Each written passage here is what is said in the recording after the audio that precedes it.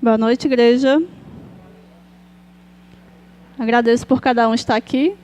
Se você está aqui é porque o Senhor lhe trouxe até aqui. Amém? O meu discípulo que eu vou falar é Tiago. Com o decorrer do tema, do que eu vou falar, vocês vão entender um pouquinho sobre ele. Tá bom? O tema de hoje é antes chamado e sempre escolhido. Para iniciar, eu vou pedir que vocês abram a Bíblia de vocês em Mateus capítulo 5. Vocês vão até 10 horas da noite aqui? Posso ficar até 10 horas? Olha que eu fico.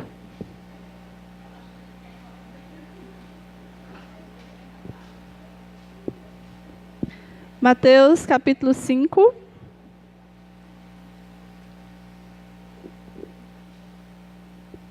Todos encontraram? Quem não tiver Bíblia, por favor, levanta sua mão que vai chegar uma Bíblia até você. Todos têm Bíblia? Amém. Eu peço que os irmãos acompanhem sua Bíblia, tá bom, gente? Porque quando eu falo, sou apenas eu, né? Mas quando a gente abre a palavra de Deus, é o próprio Deus falando conosco. Amém? Todos acharam? Vou fazer uma breve oração. Oremos. Pai Santo e amado, pedimos, Senhor, que Teu Espírito Santo continue conosco aqui nesse momento, Senhor. Iremos abrir a Tua palavra nesse momento. E pedimos, Senhor, que os nossos corações estejam abertos, Senhor, para entender a Tua mensagem e a Tua vontade para a nossa vida. Que Tu permaneça no meio de nós. Te oramos, em nome de Jesus. Amém. Mateus 5, a partir do verso 13. Vós sois o sal da terra. Ora, se o sal vier a ser insípido, como lhe restaurar o sabor? Para nada mais presta, senão para lançado fora, ser pisado pelos homens. Vós sois a luz do mundo. Não se pode esconder a cidade edificada sobre um monte, nem se acende uma candeia para colocá-la debaixo do alqueire, mas no velador e aluminha a todos que se encontram na casa. Assim brilhe também a vossa luz diante dos homens, para que vejam as vossas boas obras e glorifiquem a vosso Pai que estais no céu. Amém? Aqui fala um pouquinho sobre o nosso chamado, né? Nós somos o quê? A luz do mundo. E o sal, uma comida sem sal. Hoje em dia a gente vê muito falar na comida sem sal por conta que há muita doença, né?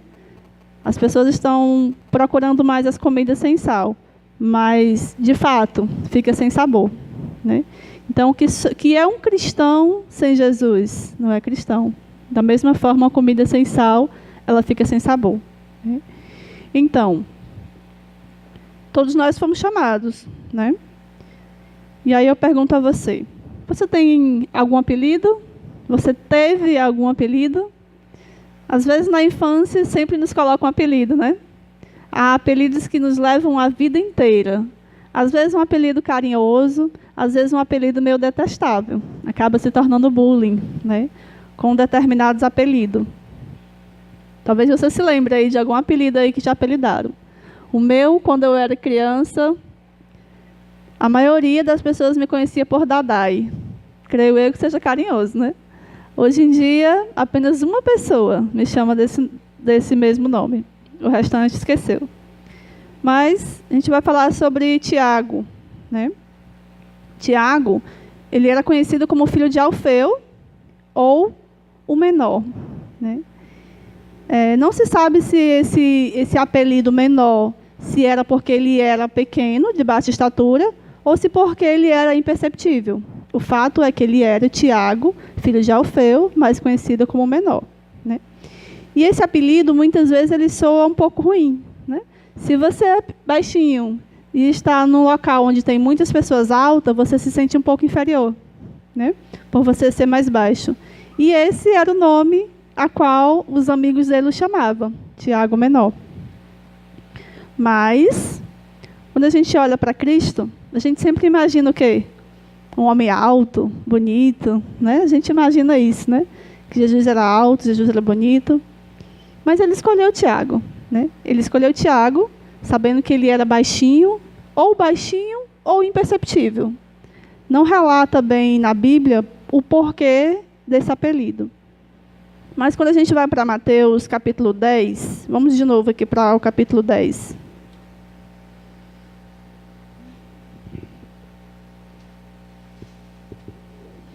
Mateus capítulo 10.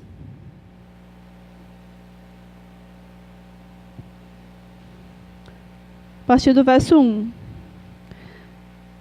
Tendo chamado seus 12 discípulos, deu-lhes Jesus autoridade sobre espíritos imundos para os expelir e para curar toda sorte de doenças e enfermidades. Ora, os nomes dos 12 apóstolos são esses. Primeiro, Simão, por sobrenome Pedro, e André, seu irmão, Tiago, filho de Zebedeu, e João, seu irmão, Filipe e Bartolomeu, Tomé e Mateus, o publicano, Tiago, filho de Alfeu, e Tadeu, Simão Zelote e Judas Iscariote, que foi quem o traiu. Aqui a gente viu o chamado, né? O chamado dos 12. E a gente vê que há 2 Tiagos, né? Um Tiago, que é o que a gente está citando agora, é o menor, como chamam, né? E aí a gente tem um entendimento maior. Eles foram chamados, né? Eles tiveram um chamado para a vida deles, né? E ali Jesus deu para eles dons de curar, dom de expelir demônios, né? Eles aprenderam muitas coisas com Jesus porque eles passaram muito tempo com ele. E aí quando a gente traz isso para a nossa vida, o que a gente entende? Quando Cristo escolheu Tiago, ele não escolheu ele pelo tamanho ou pela vida passada dele. Quando Jesus escolheu ele, Jesus tinha um propósito para a vida dele, né? E o propósito para a vida dele era igual para todos os 12, de levar a mensagem adiante, né? Então, Jesus enxergou ali a capacidade dele de poder aprender. E Jesus, quando ele nos chama hoje, é de igual forma. Jesus não olha para a gente como a gente olha para o nosso próximo, né? Que a gente tem costume de olhar para o nosso próximo de acordo com o que ele fez, de acordo com o que ele faz, né? Ah, o irmão que fez tal coisa. Ah, o irmão que é isso. Ah, o irmão que tem aquilo. A gente costuma se referir às pessoas muitas vezes dessa forma. Então, Jesus ele não teve esse olhar. Jesus olhou para Tiago e disse, eu quero você. Igual ele olhou para todos nós que estamos aqui hoje. Se nós estamos aqui hoje é porque o Senhor nos escolheu. O Senhor escolheu a cada um de nós que aqui estamos e nós o aceitamos. Nós dizemos, sim, Senhor, eu irei, né? Porque muitos estão lá fora. Muitos também receberam esse mesmo chamado, só que decidiram não vir. Decidiram não estar junto do meio do povo. E nós decidimos estar aqui, honrando e glorificando o nome do Senhor, né? Então, esse chamado, ele muitas vezes ele nos traz, aliás, muitas não, sempre ele vai nos trazer um dom, né? Há pessoas que dizem, eu não tenho um dom, não sei qual é meu dom, não sei fazer nada, não sei dar estudo bíblico, não sei fazer visita, não sei fazer nada. Mas a verdade é que se você aceitou a Jesus, não tenha dúvida, você tem um dom. Seja de sorrir, seja de falar o nome de Cristo, seja de orar, seja apenas de dizer que é cristão. Mas existe um dom. Se você acha que não existe dom nenhum para você, fala com o Senhor. Pede para Ele te mostrar o seu verdadeiro dom. Você tem, só que você ainda não descobriu, tá? Fala com o Senhor em oração, vai até Ele e fala, Senhor, qual é o meu dom? Me diz aí, o que é que eu sei fazer? Quando eu entrei na igreja, logo que eu entrei na igreja, eu não sabia muito o que fazer, eu queria me envolver, queria me encaixar. E aí eu me interessei por dar estudos bíblicos, né? E aí não tinha como que se diz, um curso para ensinar você a dar estudo bíblico, né? E aí eu ficava esperando, não, vou esperar que um irmão que saiba me convide para ir comigo. Só que não apareceu esse irmão. Não, vou esperar que apareça alguém para que eu consiga fazer isso. Não aparecia essa pessoa. E aí eu só escutava, né? Falar que tinha que dar estudo bíblico e tudo, as pessoas precisavam aprender, precisavam da gente. E aí eu acabei que eu decidi, eu e a irmã lá, a irmã Luciana. Disse, irmã, vamos fazer uma coisa? já que nós duas somos novas na fé, não sabemos, vamos pedir que Deus nos capacite. E aí a gente pegou a Bíblia e fomos na recepção da igreja, que é onde ficam os nomes das pessoas interessadas, né, para dar estudo bíblico. A gente chegou lá, pedimos uma irmã lá, irmã, tem alguém para dar estudo bíblico? A irmã disse, não, não tem ninguém. Todas as pessoas já estão encaminhadas. Aí a gente ficou, nossa, verdade, não tem ninguém para dar estudo bíblico? Não, não tem ninguém. Tudo bem, só que ainda não nos demos por satisfeitos. Achamos uma pasta lá na recepção e tinha alguns nomes lá, provavelmente esquecidos, né? E aí pegamos esses nomes e aí escolhemos uma pessoa. E a gente foi ver o endereço. O endereço era muito longe, né? Lá no Santo Antônio. Era longe, porque geralmente a gente quer alguém que seja próximo a gente, para que a gente possa estar acompanhando essa pessoa. E aí eu cheguei até a irmã da recepção e perguntei por que esses nomes estão aqui, se a pessoa disse que queria estudo, né? E aí é onde está a diferença, né? Nós não precisamos só esperar que as coisas venham até a gente. Nós podemos ir atrás, nós podemos procurar, né? E aí vi o nome da irmã, vi o endereço da irmã, o telefone, ligamos para a irmã e marcamos. Todos os sábados, se não me engano, 2 ou 3 horas da tarde, se não me engano. E aí a gente ia de ônibus, né? Eu e a irmã Luciana, e muitas vezes tinha programação na igreja, a gente ia correndo, e às vezes perdia o ônibus demorava muito. Às vezes, se a gente perdesse um, passava mais de 1 hora esperando o outro. Então, foi bem difícil, né? Se realmente nós não quiséssemos, a gente tinha desistido logo no começo. E a gente chegou lá, a irmã super receptiva, né? A irmã já estava aprendendo pelo Novo Tempo, já sabia muita coisa. E foi um estudo muito gostoso. Ela nos ensinava, a gente ensinava para ela. E aí uma irmã vizinha também começou a participar do estudo. Sei que isso duraram, eu acho que uns 6 meses, que é a base que dura um estudo mesmo, que seja um estudo bom, né? Durou uns 6 meses. Isso, muita gente falava, é morcego de igreja. Vai para a igreja de manhã, à tarde vai de novo dar esse estudo, não para. Pessoas, às vezes, muitas vezes da família, tá? Chegava para a gente e dizia, vocês vão para esse lugar, vocês vão dar esse estudo, é perigoso. Pede para alguém lá. Não, a gente vai. E a gente continuou indo, a irmã com muita sede da palavra. E aí a gente terminou o estudo, a irmã sentiu o desejo de se batizar, a irmã se batizou. Isso, a vizinha também estava estudando. Só que a vizinha não tinha se decidido ainda, né? E a gente continuou acompanhando a irmã. Começou um pequeno grupo na casa da irmã, né? Desse pequeno grupo começou as pessoas a aumentar. E hoje nós sabemos que tem uma igreja lá no Santo Antônio, né?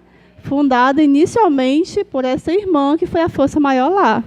Então, assim, se nós temos um chamado, vá a Jesus, pede que Ele capacita. Se tu acha que tu não pode fazer nada, sozinho a gente não podemos mesmo. Mas o Senhor, Ele pode todas as coisas, né? E aí, 3 anos depois do estudo da irmã, que a irmã estudou, eu creio que a igreja Santo Antônio deve estar com 3 anos, é mais ou menos o tempo dessa. Essa aqui tem quantos anos? 3 anos, pronto. Assim que a igreja fez 3 anos, a outra irmã que estudava junto com a gente tomou a decisão também, né? Porque ela já tinha estudado, a verdade estava lá, só que elas ficavam naquela luta ainda, né? Não tinha sido o momento dela, então as duas se batizaram. E hoje, para a honra e glória do Senhor, a igreja está caminhando com as próprias pernas. Então, louvado seja Deus por isso. Aí eu digo para vocês, fui eu e a irmã Luciana? Não, foi o Senhor. O Senhor nos chamou e nós aceitamos, né? Então, todos nós somos escolhidos para fazer a vontade do Senhor. Só que muitas vezes nós dizemos não para o Senhor, né? Às vezes tem uma reunião à tarde, tem uma reunião de liderança, e a gente fica lá, não vou, mesma coisa. Às vezes a gente está lá, tacando pau nos irmãos, e esquece que nós também fazemos parte desse corpo, né? A qual Cristo é o cabeça. Então, se nós olharmos primeiramente para Cristo, com certeza tudo será diferente, né? Se nós olharmos para o lado, tenho certeza que a gente vai cair. Então, a gente precisamos, sim, estar firme, fazendo a vontade do Senhor. Vamos ler mais um verso? Mateus 28.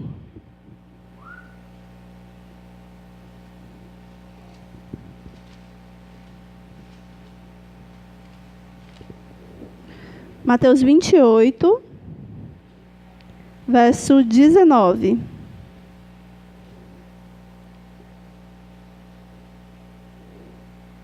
Amém?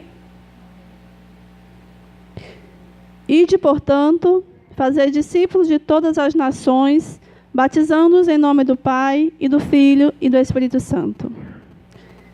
Amém? Esse é um chamado, né? A gente viu ali no filme, a gente viu no louvor, que essa é a vontade do Senhor. Ide, vai, né? Então, assim, quando nós olhamos para essa mensagem, quando nós lemos essa parte na Bíblia, o Senhor não diz, espera, dorme um pouquinho, espera mais, não está na hora. Jesus não fala isso, Jesus fala ide, né? Jesus diz vai. Esse ide aqui quer dizer avante. Igual o povo de Deus quando estava lá no deserto, para eles marchar para o mar, né? O Senhor disse ide, né? Então, muitas vezes nós colocamos obstáculos, né? Nós colocamos coisas que muitas vezes não existem, né? Para não servir ao Senhor da forma correta. Então, o serviço, ele tem muito a que ser feito. Há vários ministérios na igreja. Há muitos em que eu posso me encaixar. Há ministério jovem, ministério de mulher, ministério de criança. Há ministério de todas as formas possíveis que você pode imaginar. Então, a nossa parte é fazer o ID. Faz discípulos, né? Mas não esqueçam, gente, nós não devemos esquecer que os primeiros discípulos são do nosso lar, da nossa casa, né? É difícil a gente pregar para a nossa própria casa, né? Para a nossa família. Não é fácil. Não é fácil. Esse tempo todo que eu tenho de igreja, eu não consegui ainda falar abertamente para as pessoas da minha família, da minha fé. Eu não consegui fazer muita coisa ainda na minha família. Mas eles veem a diferença em mim. Eles falam para mim da diferença que a minha vida é hoje, né? Eles enxergam isso. Então, isso é um testemunho. Mesmo sem eu abrir a minha boca, não tendo oportunidade, a minha vida testemunha de quem é Cristo em minha vida, né? E isso não é dom meu, isso é do Senhor, né? Porque é Ele que faz em nós tanto querer quanto realizar, né? Então, quando a gente é chamado para a obra do Senhor, nós temos que dizer sim. Eu não gostava muito de pregar, né? Quando eu era chamada, às vezes eu ficava tentando relutar. Ficava dizendo, ô Senhor, não quero. Ô Senhor, não consigo. Às vezes eu travava, né?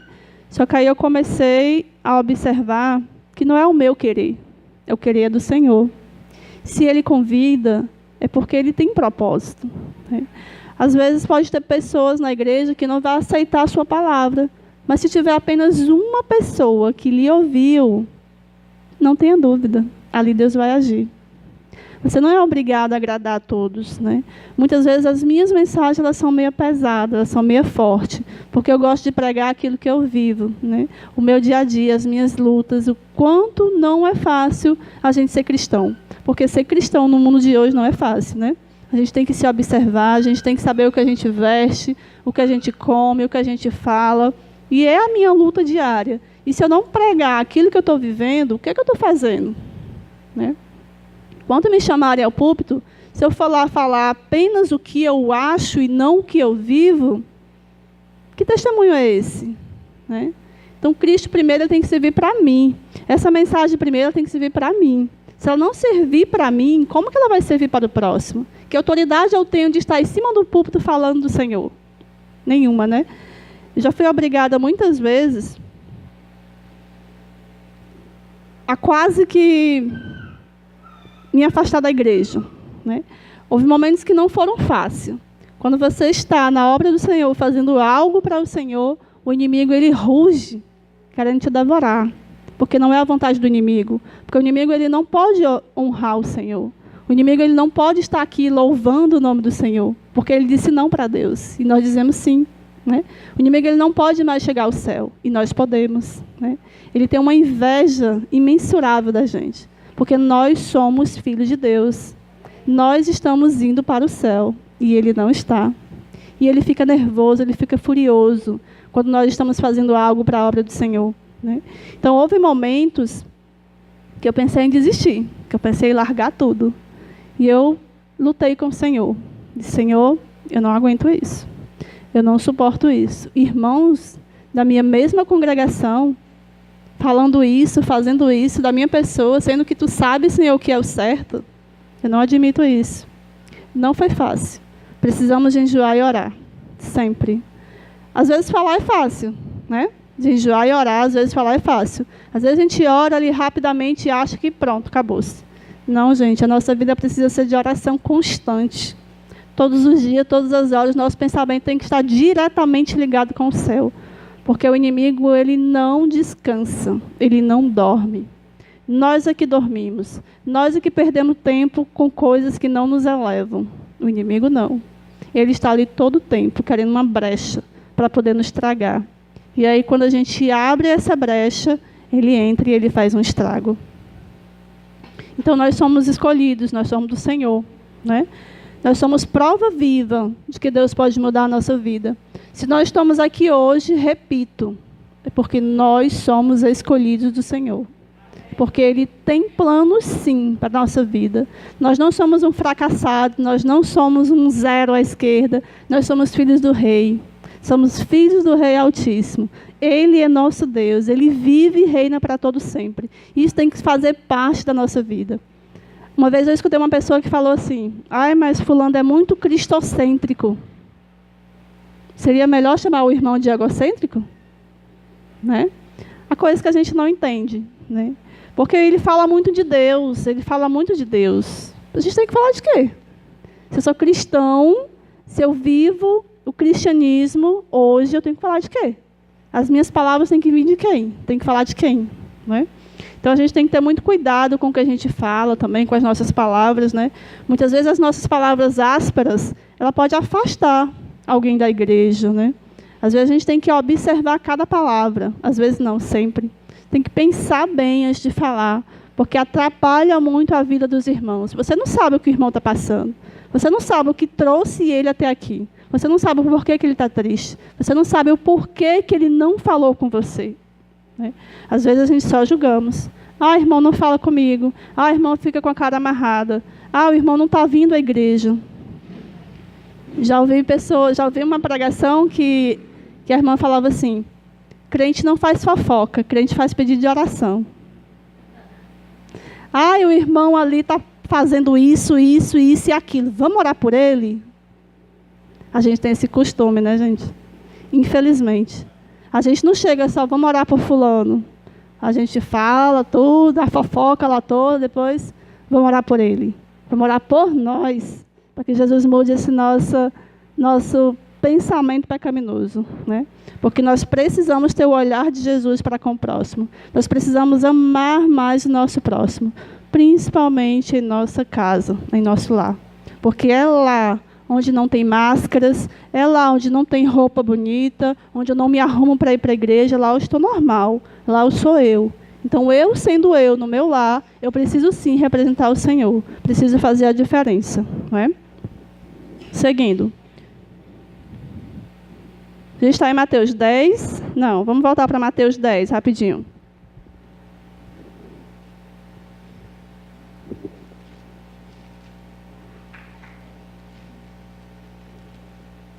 Mateus 10, verso 42.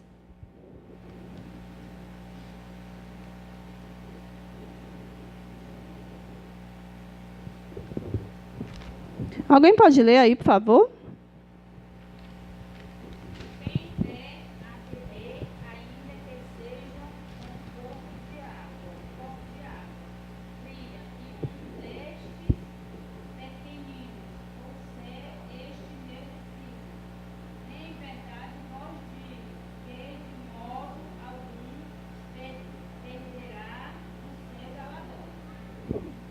Não sei se vocês entenderam aí a palavra. A um dos meus pequeninos. Ali Cristo está chamando os seus discípulos de pequeninos, né? Pequeninos, a gente vai levar diretamente a quem? Tiago menor, né? Porque ele era chamado de menor, entende-se por ser menor, por ser pequeno. E aí Cristo ali fala, ele menciona, né? A um dos meus pequeninos. Por que ele fala isso? Por que ele cita isso?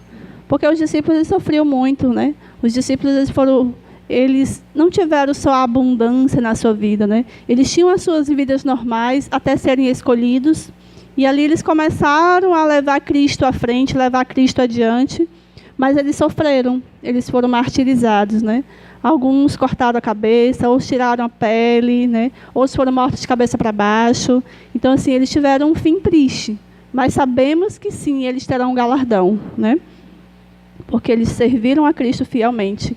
E aí, trazendo isso para a nossa vida, a gente tem que ter em mente que a nossa vida de cristão ela não é fácil, né? Ela tem obstáculos, ela tem coisas que muitas vezes nos levam para bem longe de Cristo se nós não estivermos em comunhão com o Senhor. Então, o que nós devemos fazer é o básico, né? Fazer o básico. O que é esse básico? Não sei se eu já falei aqui para vocês, mas o básico, gente, é simples. Acordei de manhã, culto familiar, leia a Bíblia, escola sabatina, orei com a minha família, louvei. Isso é o básico, né? Se alguém estiver caindo, ou já tiver caído, a primeira coisa que se você perguntar para ele como era a sua vida espiritual, ele vai dizer, deixei de ler a Bíblia, não fazia mais o culto familiar. É a primeira coisa que ele vai dizer, porque esse é o básico para todo cristão. Culto, colocar o Senhor em primeiro lugar, né? Se a gente não colocar o Senhor em primeiro lugar, certamente ele será o último. E muitas vezes nem o último. Porque às vezes nosso dia a dia está tão corrido, tão corriqueiro, que a gente esquece de colocar Deus no primeiro lugar e também no último, né? A gente acorda, não coloca o Senhor em oração, não coloca a nossa família em oração. Ellen White diz que ela não permaneceria num lar que não tivesse tido a primeira oração, não tivesse tido oração. Então, assim, isso é muito forte, né? Como que eu vou passar o meu dia sem colocar a minha família no altar do Senhor? Nós vivemos num mundo de pecado, nós vivemos num mundo perdido. Se nós não chamarmos o Senhor para o nosso lar, não colocarmos a nossa família no altar do Senhor, a gente vai estar colocando onde? Se eu não convido o Senhor para estar no meu lar, quem é que vai estar lá? Só existem dois caminhos. Ou eu estou com o Senhor, ou eu não estou, né? Então, isso é sério, gente. Nós devemos fazer o básico com a nossa família, mesmo que seja apenas você. Mas a sua vida espiritual depende disso. Fazer o básico, né? Nós não devemos esfriar, porque a todo momento o inimigo está ali, do nosso lado. Mas o Senhor também está. Basta que nós o chamemos. Basta que nós levamos a nossa voz até Ele, para que Ele venha nos dar força, venha nos levantar, venha nos erguer, né? Porque fácil não é, assim como não foi para ninguém, né? O Senhor, Ele é Deus, nós precisamos sim confiar nele e não desistir, né? A gente tem que ter em mente que há uma esperança, há um Deus todo-poderoso que cuida de nós, que tem o controle do universo, né? Ele é Deus em nossa vida. Nós só precisamos colocar Ele no lugar dele e não abandoná-lo, como muitas vezes nós o fazemos. Nós precisamos deixar Deus ser Deus em nossa vida. E o último verso de hoje, Isaías 45.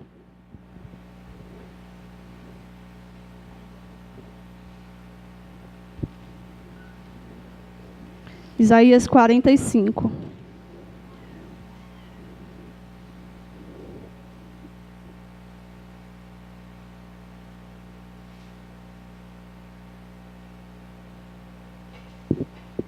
Amém? A partir do verso 3. Dar-te-ei os tesouros escondidos e as riquezas encobertas, para que saibais que eu sou o Senhor, o Deus de Israel, que te chama pelo teu nome, por amor do meu servo Jacó e de Israel, meu escolhido. Eu te chamei pelo teu nome e te pus o sobrenome. Ainda que não me conheces, eu sou o Senhor, e não há outro. Além de mim não há Deus. Eu te cingirei, ainda que não me conheces. Amém? Aqui o Senhor diz que Ele não nos dá só um nome, mas também um sobrenome. Lembra do apelido que a gente falou no início? Isso aí é passado. Se for carinhoso, tudo bem, permanece. Mas, assim como Tiago, ele foi dito que ele era o menor, ele também foi dito que ele era o escolhido do Senhor. Então, que nós sejamos também o escolhido do Senhor. Porque o Senhor se apresenta a nós todos os dias. Ele nos apresenta a salvação todos os dias. Nós só precisamos escolher estar salvo, continuar salvo, para que um dia nós possamos olhar para o nosso anjo e dizer, eu quero abraçar o meu Senhor, o meu Salvador. Que possamos fazer isso todos os dias. Que possamos ter em mente Que possamos ter em mente que nós somos escolhidos. Não se sinta menor que isso. Se sinta o escolhido do Senhor. Você foi escolhido do Senhor e você o aceitou. Amém? Nós iremos cantar o hino agora, 141, O Dia Não Sei. Que esse hino possa estar nas nossas mentes, que nós viemos cantar com toda a nossa adoração ao Senhor, porque a gente não sabe o dia nem a hora. Nós precisamos estar preparados para as batalhas e para receber também o galardão. 141, O Dia Não Sei.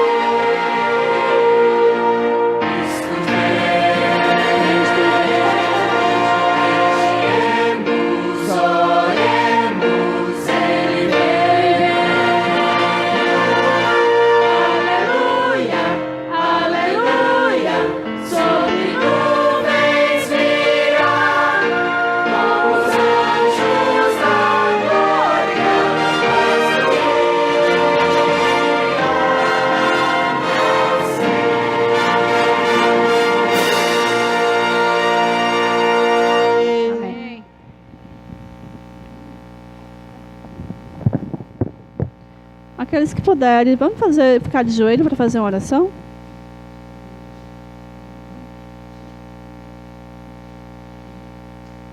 Oremos. Pai amado, Deus Santo e Senhor, continuamos, Senhor, em Tua presença, te agradecemos, Senhor, por esse dia, por essa noite, pela Tua palavra, Senhor. Te pedimos, Senhor, que Tu venha estar conosco, Senhor, que Tu venha, Senhor, fazer de nós escolhidos verdadeiros, Senhor, que possamos ser fiéis a Ti todos os dias, Senhor, Que nós não venhamos, Senhor, a esquecer de fazer o básico, Senhor. Se porventura, Senhor, nós esquecermos, Senhor, que o Teu Espírito Santo nos incomode, Senhor, e nós corramos para Ti. Nós sabemos, Senhor, que viver neste mundo não é fácil, Senhor. Nós sabemos que existem milhões de obstáculos. Nós sabemos, Senhor, que nós somos falhos, Senhor, e merecedores do Teu amor. Mas as Tuas misericórdias se renovam, Senhor, todos os dias em nossa vida. Nos ajuda, Senhor, a aceitar, Senhor, a aceitar essa salvação. A aceitar que nós somos escolhidos Teu. Que nós somos, Senhor, criaturas Tuas. Que Tu és nosso Deus, nosso Senhor, nosso Salvador. E contigo, Senhor, nós seremos mais que vencedores. Pai Santo, abençoa, Pai, essa igreja, Pai. Abençoa os planos e propósitos dessa igreja, Senhor. Que ela venha crescer conforme a Tua vontade, Senhor. Lapida, Senhor, os irmãos, Pai. Que essa liderança, Senhor, ela possa crescer em espiritualidade. Que Tu abençoe, Senhor, a cada líder, Senhor, aqui representado e a toda essa igreja. Cuida, Senhor, de cada detalhe, cada momento que essa igreja irá passar, Pai. Nós te oramos, já te agradecemos. Em nome de Cristo Jesus. Amém.